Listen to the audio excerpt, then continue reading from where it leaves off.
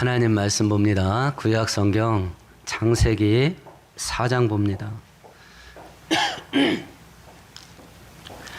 창세기 4장 1절부터 7절까지 한 절씩 교독합니다. 아담이 그의 아내 하와와 동침하매 하와가 임신하여 가인을 낳고 이르되 내가 여호와로 말미암아 득남하였다 하니라.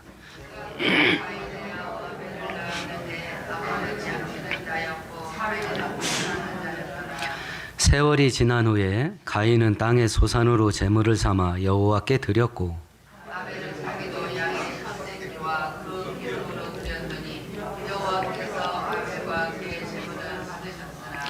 가인과 그의 제물은 받지 아니하신지라. 가인이 몹시 분하여 안색이 변하니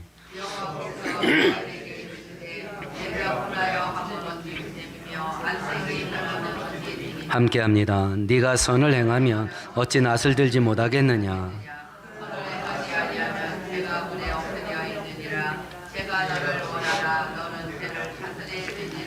아멘, 아멘. 일상적으로 어떤 사람이 자격이 없는데 어떤 법적인 행위를 합니다. 그러면 그 사람의 행위가 효력이 있을까요, 없을까요? 없습니다. 그 사람이 행한 행위가 아무리 합법적인 일이라 하더라도 그 사람이 한 모든 일들은 무효예요. 왜 그렇죠? 그 사람이 자격이 없기 때문에 그렇습니다. 이런 원리가 예배에도 적용되는 것을 오늘 성경이 말씀하고 있네요. 오늘 성경 본문은 예배 드리는 자가 어떤 사람인가에 따라서 예배가 될 수도 있고 예배가 안 될 수도 있습니다. 하나님께 드리는 제사, 하나님께 드리는 예배 똑같이 했습니다. 근데 어떤 사람에게는 예배가 됐습니다. 그런데 어떤 사람에게는 예배가 안 됐습니다. 요한복음 4장에 보면 하나님께서 참되게 예배하는 자를 찾으시나니 라고 말씀을 하셔요. 하나님은 진짜 예배자를 찾으신다 말씀하고 있는데 그러면 어떻게 예배를 드려야 하나님이 예배다 라고 인정할 만한 예배가 될 수 있는가 라고 하는 것을 오늘 성경을 통해서 살펴보게 될 겁니다. 오늘 성경을 살펴볼 때 우리가 이렇게 함께 모여서 예배 행위를 하는 거, 이게 예배 중에 하나 맞습니다. 예배 행위가 없는 것은 예배가 아닙니다. 그래서 우리가 함께 모여서 정해진 순서에 따라서 하나님을 예배하는 이 예배 행위는 예배입니다. 그런데 우리가 예배자가 되지 않으면 이 예배가 예배되지 않을 수 있습니다. 그래서 오늘 성경을 살펴볼 때 하나님이 예배로 인정하는 예배를 드리는 사람은 어떤 사람인가 하는 것을 우리가 바로 알고 예배자로 준비되는 은혜가 있기를 축원드리겠습니다. 오늘 사건은 성경에서 기록되어 있는 최초의 살인 사건을 배경으로 한 겁니다. 형이었던 가인이 동생이었던 아벨을 죽인 건데 이 동생을 죽이게 된 원인이 뭐냐? 예배 때문에 생긴 거예요. 제사 때문에. 그러면 오늘 성경에 보면 하나님이 가인의 제사는 받고 아벨의 제사는 받지 않았답니다. 그럼 하나님이 누구 건 받고 누구 건 받지 않고 누구 건 예배가 되고 누구 건 예배가 안 됐다는 건데 그 이유가 뭐냐? 3절, 4절만 다시 한번 읽어보십시다. 세월이 지난 후에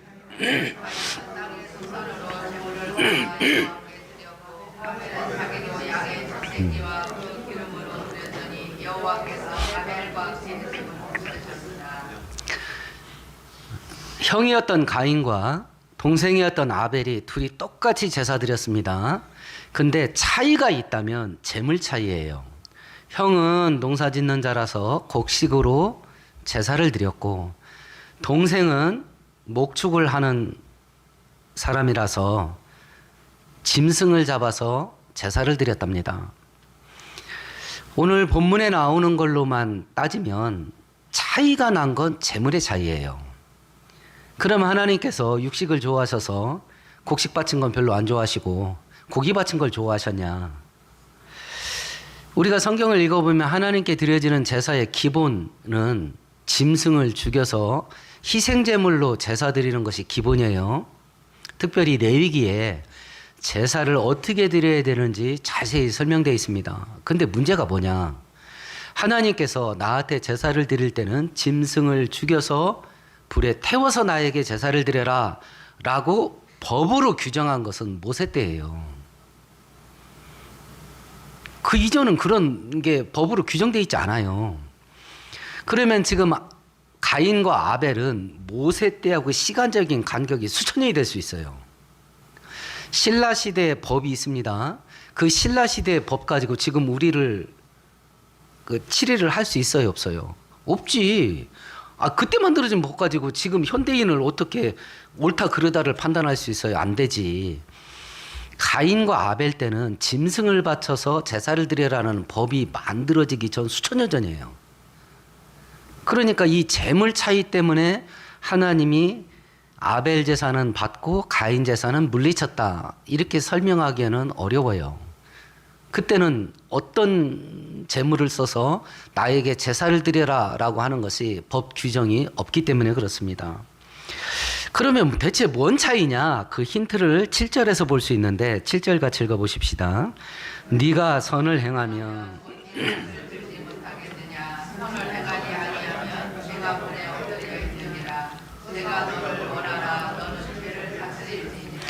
하나님이 가인 제사를 받지 않으니까 6절에 보니까 하나님이 가인을 향해서 야 네가 얼굴빛이 변하는 게 그게 옳은 거냐라고 책망하셔요.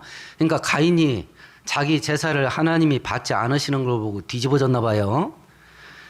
그러면서 뭐라고 말하냐면 야 네가 선을 행했더라면 내가 네 제사 받았겠지. 네가 선을 행하지 않으니까 내가 안 받은 거 아니야. 이렇게 말씀하셨어요. 그러니까 7절을 놓고 보면 재물 차이는 아니었던 것 같습니다.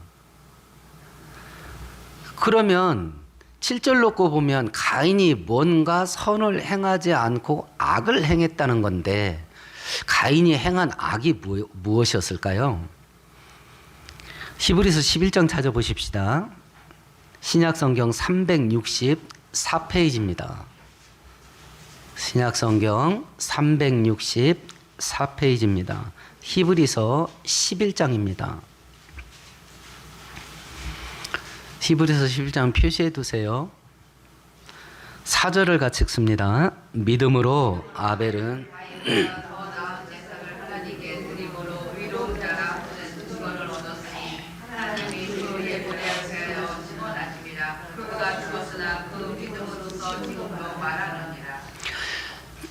아벨이 믿음으로 하나님께 제사를 드렸다. 그래서 의로운 자라는 증거를 받았다. 증거를 받았다는 말은 인정받았다는 뜻이에요. 아벨은 믿음으로 하나님께 제사를 드려서 의로운 자라고 하나님이 인정을 해줬대요. 그러면 가인이 행했던 악행이 뭐일까요? 믿음 없이 제사를 드린 거겠지요.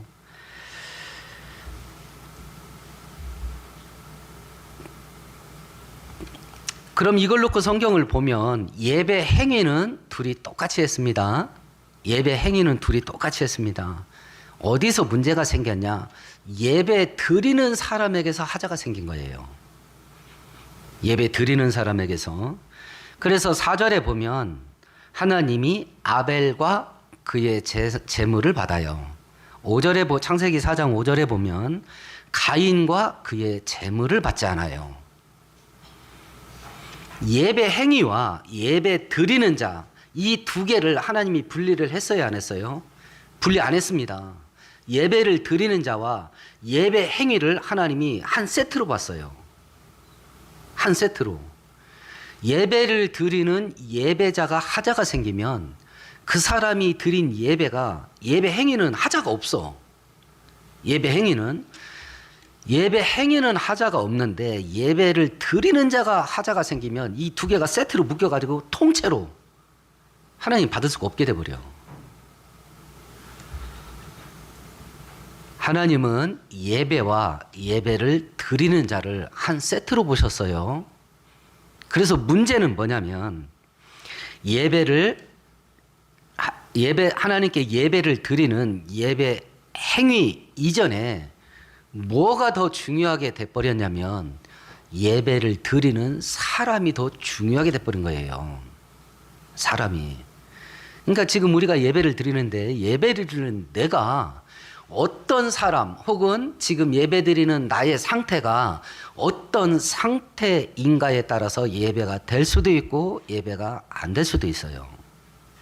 그렇다고 한다면 어떤 사람이 바른 예배자인가 이걸 우리가 살펴야 하나님께서 예배 행위가 진행될 때 바른 예배자가 예배를 드려야 두 개를 한 세트로 하나님이 받으실 건데 그러면 내가 어떤 상태가 되어야 하나님이 받을 만한 예배를 드리는 예배자가 될 수 있나 라고 하는 것을 우리가 알아야 되겠죠. 히브리서 4장으로 다시 한번 넘어가 보십시다. 11장이면 히브리서 11장 4절에 보면 아벨이 어떻게 예배를 드려서 하나님이 받으셨냐면 믿음으로 예배를 드렸대요. 그러니까 예배를 드리는 이 시간에 우리가 믿음으로 하나님께 예배를 드리는 믿음의 사람이 아니라면 이 예배는 예배가 아니에요. 예배 행위는 합당할지 모르겠으나 믿음이 없이 예배를 내가 드린다면 이 예배는 예배 아니에요. 그럼 대체 뭘 믿어야 되냐? 그게 6절에 있지요. 히브리서 11장 6절 같이 읽습니다. 믿음이 없이는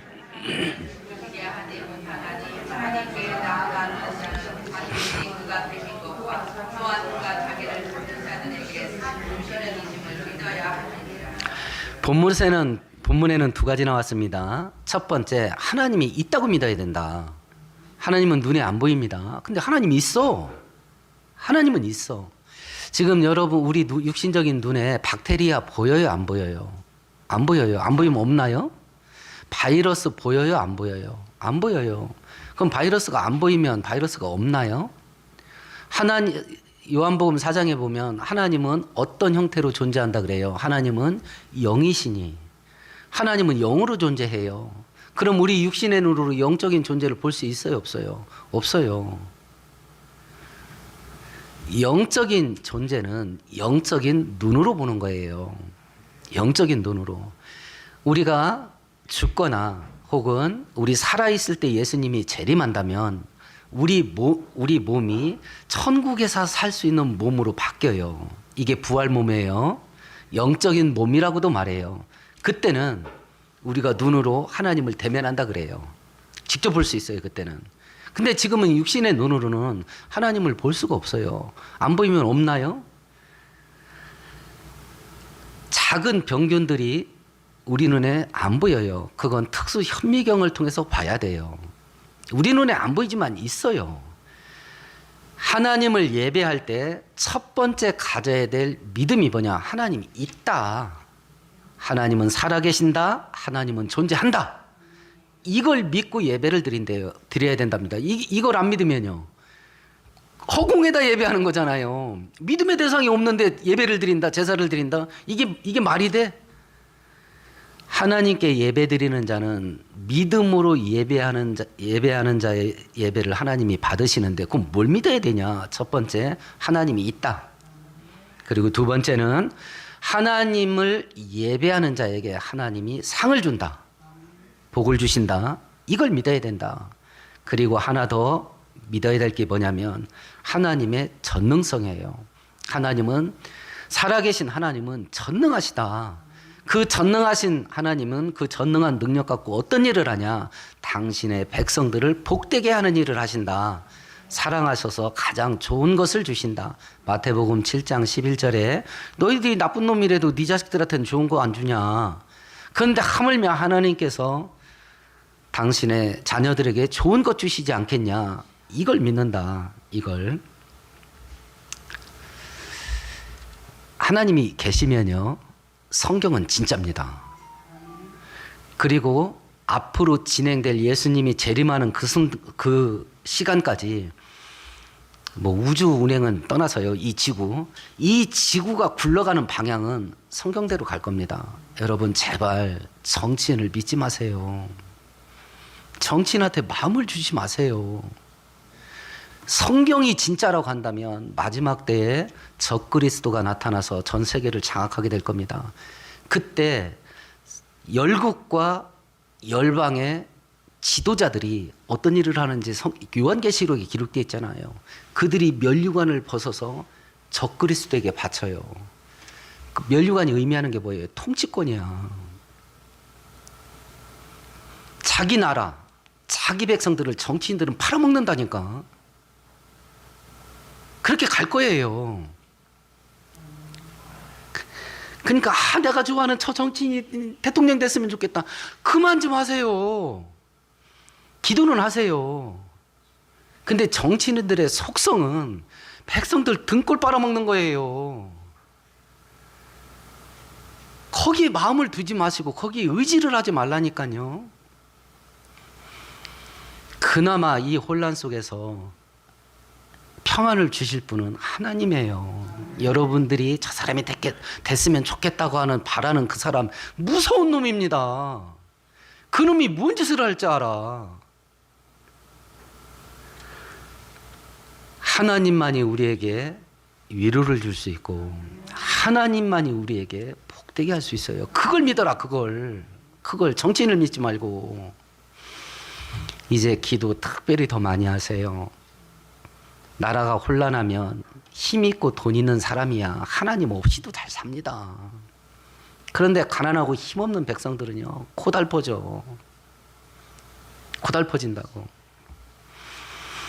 이걸 믿고 하나님께 예배드려야 된다. 하나님은 계신다. 그분은 전능하셔서 온 우주를 말씀으로 창조한 분이다. 근데 그 하나님은 전능한 능력 가지고 당신의 백성들을 사랑하신다. 복 주신다. 이걸 믿고 예배를 드려야 된다. 이 믿음이 없이 예배를 드리면 예배 행위가 있을지라도 그 예배 행위는 예배 아니다. 그래서 이 시간에 우리의 마음을 내가 살펴야 돼. 하나님을 진짜 믿고 내가 이 예배를 드리는가? 하나님을 믿는 믿음이 없는가? 강해지고 뜨거워지고 있냐? 약해지고 식어져 가고 있냐? 이걸 살펴야 돼요. 하나님이 받으실 만한 온전한 믿음으로 예배하는 예배자 되기를 축원드리겠습니다. 두 번째, 우리가 어떤 자가 되어야 참된 예배자가 될 수 있나? 구약성경 한번 찾아보십시다. 433페이지입니다. 사무엘상 15장입니다.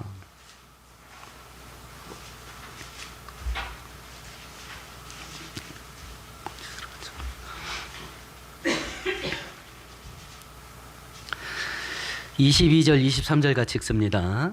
사무엘이 이르되 여호와께서 번제와 다른 제사를 그의 목소리를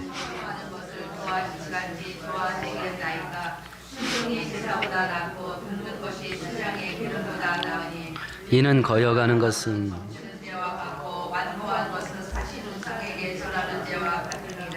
왕이 여호와의 말씀을 버렸으므로 여호와께서도 왕을 버려 왕이 되지 못하게 하셨나이다. 이 사건의 배경은요, 사울이 이스라엘의 초대 왕 임금으로 하나님이 세웠습니다. 그리고 첫 번째 과제를 준 거예요. 아말렉 족속을 진멸해라. 왜냐하면 모세가 이스라엘 백성들을 이끌고 광야를 통과할 때 지치고 힘 빠진 자들이 뒤에 낙오를 했거든요. 그 낙오자들을 약탈한 게 누구냐면 아말렉 족속이에요. 그래서 하나님께서 가나안 땅 들어와서 정착한 후에 사울 왕에게 그 아말렉을 진멸을 시켜라. 두 가지를 명령했어요. 코로 숨쉬는 걸 싸그리 죽이라 그랬습니다. 코로 숨쉬는 사람 전부, 코로 숨쉬는 짐승 전부. 전멸전을 명령을 하셨어요. 제가 계속 반복합니다. 구약 성경의 전쟁은 거의 전멸전쟁이에요. 씨를 말려라예요. 거기에는 어린아이, 임산부, 노인 전부 다 포함돼요. 그러면 우리가 이 전멸전쟁을 잘못 이해하고 정복전쟁, 땅 따먹기 전쟁으로 이해를 하면 일반 그 세상 나라에 있었던 전쟁과 같은 것으로 오해를 하면 하나님은 잔인한 하나님, 복수하는 하나님, 저주하는 하나님 이렇게 딱 인식되기 쉬워요. 실제로 성경을 믿지 않는 자들이 성경 공격하고 하나님을 공격하는 이유 중에 하나로 이걸 들어요. 초대교회 때 말시온이라는 이단이 있었습니다. 그 말시온이라는 사람이 이 함정에 빠졌어요. 이 구약 성경을 읽다 보니까 도저히 이런 하나님을 믿을 수가 없어. 너무 잔인해. 그래가지고 구약 성경 자체를 떼어내버렸어요. 신약 성경만 받아들였습니다. 구약의 하나님과 신약의 하나님을 분리해버렸어. 구약의 하나님은 저주의 하나님, 신약의 하나님은 사랑의 하나님. 그래서 구약의 하나님을 우리는 받아들일 수 없다. 이렇게 했던 이단이 나왔을 정도였으니까는요. 하나님이 주변에 있는 이방인들을 전멸전쟁으로 명령하신 이유가 뭐냐. 그 사람들을 남겨놓으면 그 사람들의 행위를 니네가 본받아서 죄짓게 된다. 죄로 봤어요. 그래서 전멸전쟁이에요. 이걸 지금 이 시대를 살아가는 성도들이 어떻게 받아들여야 되냐. 이 전멸전쟁을. 죄된 것은 아무리 작고 사소한 것도 내 인생 가운데 잘라내는 거예요. 이건 거룩전쟁이에요. 거룩전쟁입니다. 어찌 됐든지 그렇게 명령을 내렸는데 사람 전부는 죽였습니다. 그리고 짐승도 질이 떨어지는 거, 나쁜 것들은 전부 죽였습니다. 근데 탱글탱글한 건 다 살려온 거야. 그걸 보고 사무엘이 책망했습니다. 아니 이게 뭡니까 이게. 그랬더니 사울왕이 뭔 핑계를 댔어요? 하나님께 제사 드리려고 갖고 온 겁니다. 이렇게 말을 했어요. 그러니까 사무엘이 이야기를 합니다. 제사 행위보다 하나님께 순종하는 것이 더 중요한 겁니다. 만일 하나님께 순종하는 것이 없이 제사를 드리게 되면 그건 우상에게 제사한 거하고 똑같습니다. 우리들이 집에서 조상에게 조상신에게 제사상을 차려요. 절이나 무당 찾아가서 제사상 차립니다.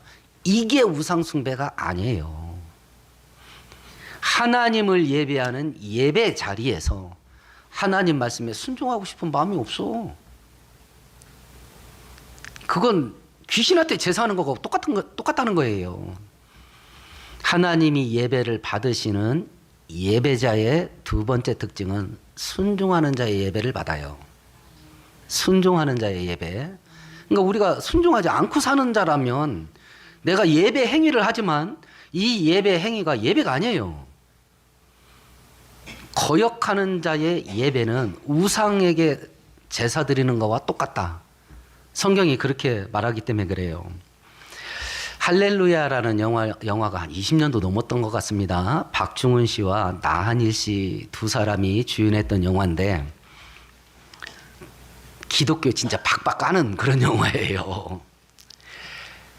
두 사람이 밑바닥 인생 살아요. 그냥 그날 당일치기로 일당제로 일하면서 먹고 사는 사람인데 하루는 영화 촬영할 때 그 엑스트라 있죠.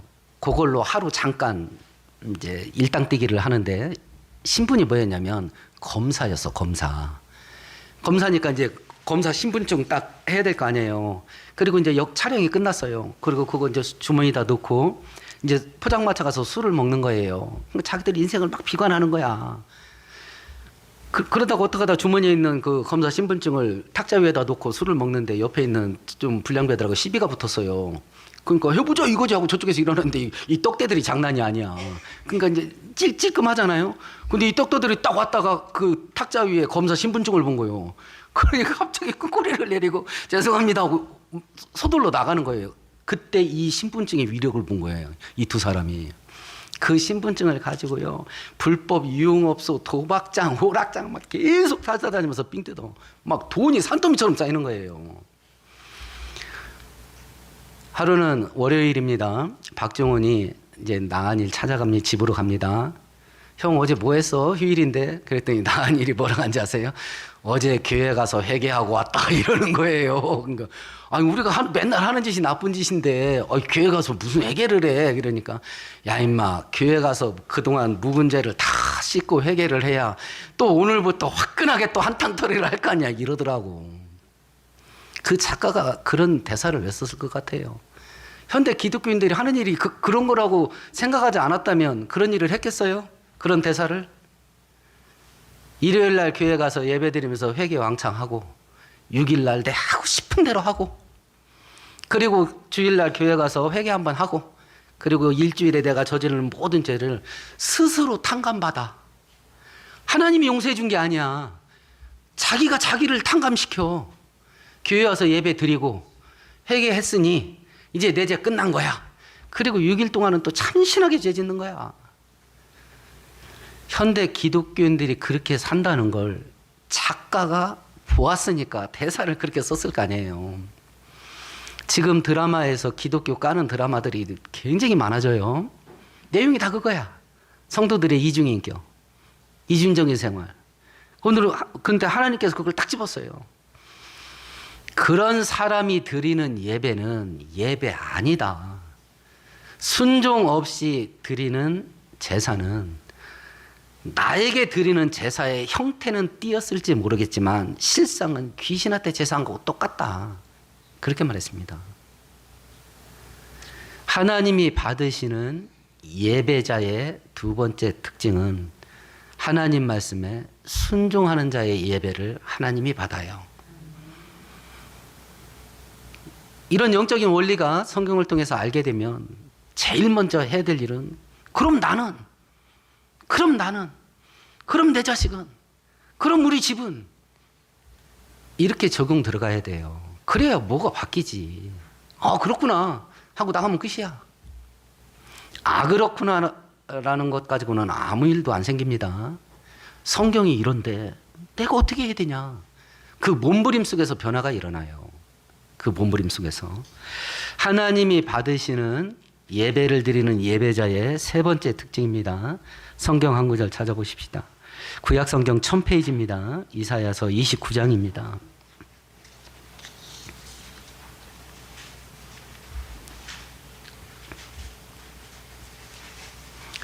13절 같이 읽습니다. 주께서 이르시되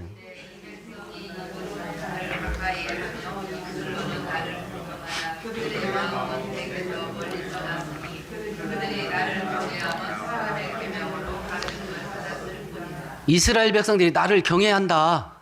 경배하고 예배한다.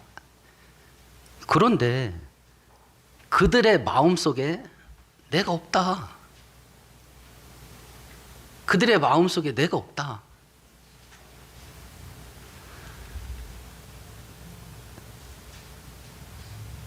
성경은 우리들의 마음, 영혼 속에 들어앉아 있는 것이 나의 신이라 그래요. 내 마음속 가장 중앙에 자리하고 있는 거, 내 영혼 속에 들어앉아 있는 거, 그것이 내 신이에요. 그것이 내 신입니다. 뭐 나이키 프로스펙스 뭐 이거 아니고요. 신이에요, 신. 현대인에게는 세 가지가 그 역할을 합니다. 첫 번째 돈, 두 번째 성공, 세 번째 편하고 재밌고 즐기며 사는 거. 이 세 개가 우리 영혼 속에 중심에 들어앉기에 가장 강력한 도구들이에요. 현대판 우상이에요. 이게 최소한 100% 하나님만 내 영혼 속에 간직하고 사는 게 맞습니다. 성경은 그걸 요구합니다. 머릿속에 저울을 하나 떠올려 보세요. 양팔 저울을. 한쪽에다 하나님 얹어놔 보세요. 한쪽에다 돈을 얹어놔 보세요. 적어도 내 인생 속에 무거운 게 뭐냐? 하나님이냐 돈이냐? 한쪽에 하나님을 얹어놓으시고 한쪽에서 성공하고 출세하고 떵떵거리고 사는 것을 올려놔 보세요. 내 인생 속에 진짜 무거운 게 뭐냐? 하나님이냐 성공 출세냐? 한쪽에 하나님을 올려놓으시고요. 한쪽에서 내가 하고 싶은 거 다 하고 재미있고 즐기면서 사는 걸 올려놔 보세요. 나에게 진짜 무거운 게 뭐냐? 진짜 중요한 게 뭐냐? 그걸 내가 날마다 싸워야 돼요. 날마다 점검해야 되고. 아무 생각 없이 살잖아요. 그러면 나도 모르는 새에 돈이 털커덕 올라가요. 나도 모르는 새에 세상에서 의시되고 떵떵거리며 살고자 하는 욕구가 턱 올라갑니다. 나도 모르는 사이에 편하고 재밌는 것을 하나님 자리에 올려놓고 살아요. 나도 모르는 사이에. 그러니까 내가 맨날 점검해야 돼. 맨날 점검해야 돼. 그리고 끊임없이 끌어내려야 돼. 그런 상태가 아닌 예배는 예배가 아니다. 그 마음의 중심 속에 하나님이 있어야 된다. 그래야 하나님께도 예배 드리는 거죠. 그래야. 네 번째 참된 예배자의 특징을 살펴보십시다. 신약성경 256페이지입니다. 로마서 12장입니다.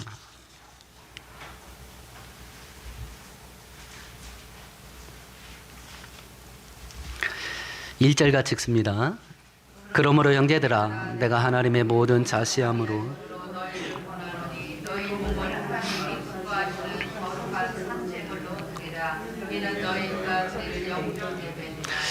우리가 예배드린다, 하나님을 섬긴다, 마음으로 믿고 마음으로 섬기고 마음으로 예배드리고, 지금 계속 우리 내면의 문제를 살폈습니다. 우리의 내면의 문제를.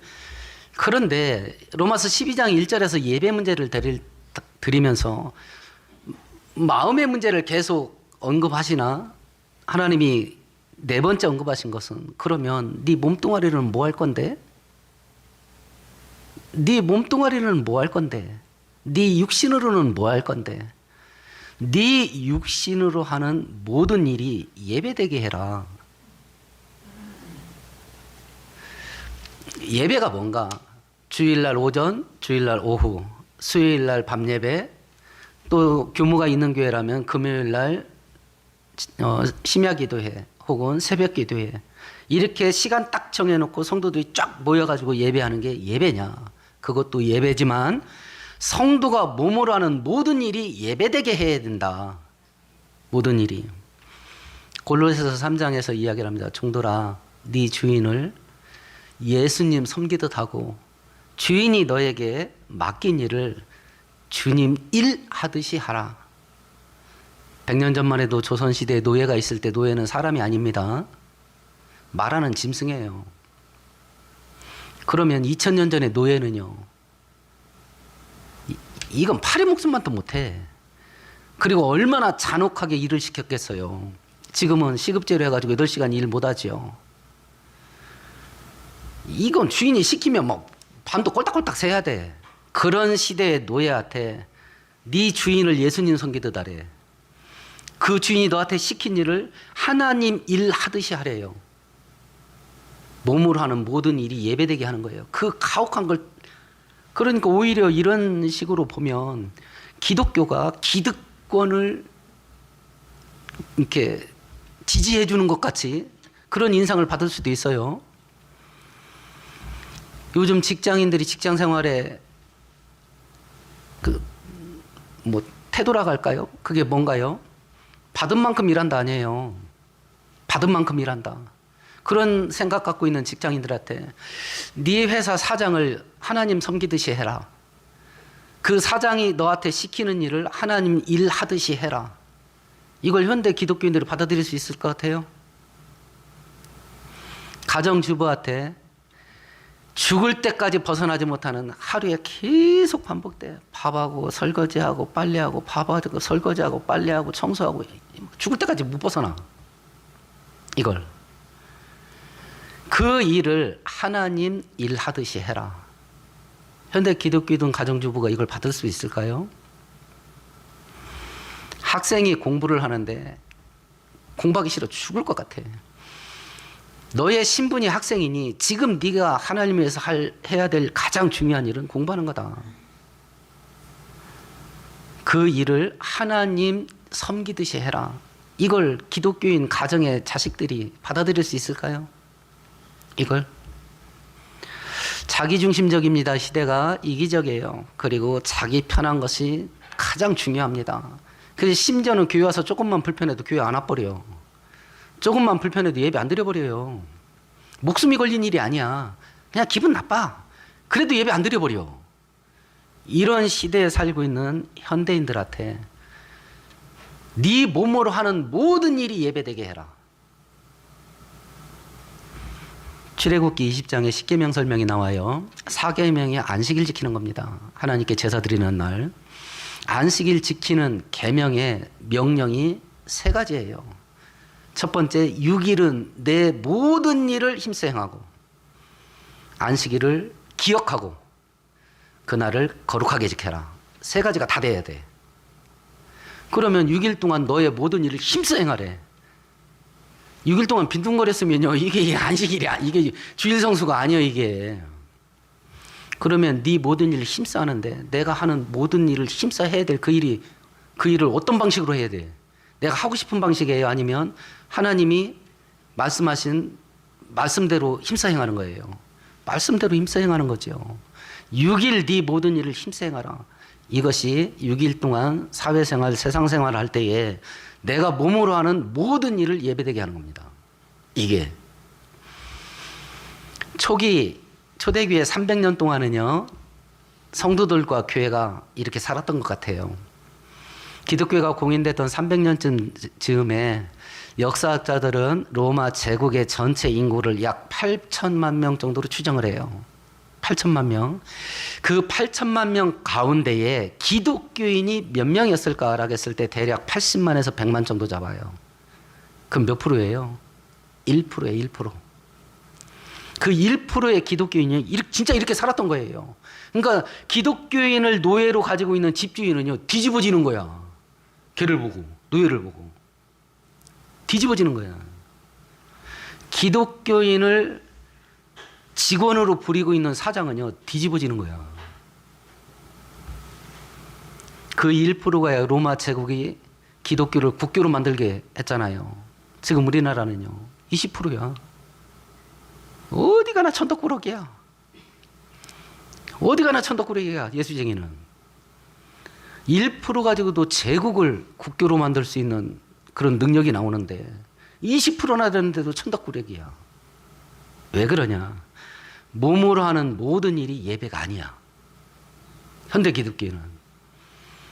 그런데 그런 자의 예배는 하나님이 예배로 인정을 안 하신대요, 또. 그러면 내가 바른 예배자가 아니면 내가 드리는 예배 행위가 예배가 안 되는데, 예배 성공하고 예배 실패하는 이 차이가 어떤 차이냐? 오늘 창세기 4장으로 다시 넘어가 보십시다. 예배에 실패한 가인입니다. 8절 같이 읽어봐요. 가인이 그의 아우 아벨에게 말하고,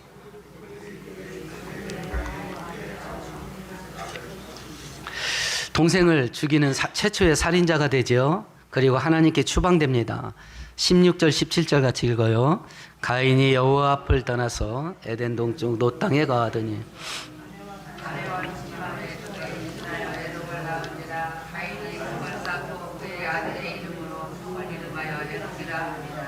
하나님께 추방당했습니다. 그리고 어디에 가선가 딱 정착을 했어요. 그 정착한 땅 이름이 뭐예요? 롯이라고 하는 이름을 갖고 있는 땅에 정착을 했습니다. 롯이라고 하는 단어의 뜻이 뭐냐면 나그네, 방랑하다. 그리고 거기에 성을 쌓아서, 이거 18평 빌라 산 거 아닙니다. 30평짜리 아파트가 아니요. 성을 사서 성을. 엄청난 땅덩어리를 확보했어요. 그리고 그 이름을 에녹이라고 그랬어요. 에녹이라는 뜻이 뭐냐면 바치다, 봉헌하다예요. 그러면 에녹이라는 성은 누구한테 바쳐야 돼? 말대로라면 하나님한테 바쳐야지. 근데 누구한테 바쳤어요? 가인은 17절에 누구한테 그 에녹성을 바쳤어요? 자기 아들한테 바쳤어요. 자, 보세요. 거대한 땅을 확보를 하고 성을 지었어요. 그리고 자기 자식한테 그 땅을 바쳤어요. 속셈이 뭐예요? 후손에 대를 물려서 잘 먹고 잘 살자, 이 마음 아니에요. 근데 그렇게 아방궁을 지어놓은 그 땅 이름이 뭐예요? 방랑하다예요. 나그네예요. 집 없는 나그네. 그 엄청난 대저택을 갖고 엄청난 땅을 갖고 여기 튼튼한 요새로 만들어 놓고요, 자식 때까지 막 영원히 대물림하고 잘 먹고 잘 살자, 이렇게 지금 터를 잡아놨는데 하나님 보시기에는 집 없는 나그네예요. 집 없는 나그네. 반면에 예배에 성공했던 아벨은 어떨까요? 아벨이라는 이름의 뜻이 뭐냐? 우리 히브리서 11장으로 한번 넘어가 볼까요? 4절을 다시 한번 읽어요. 믿음으로 아벨은 가인보다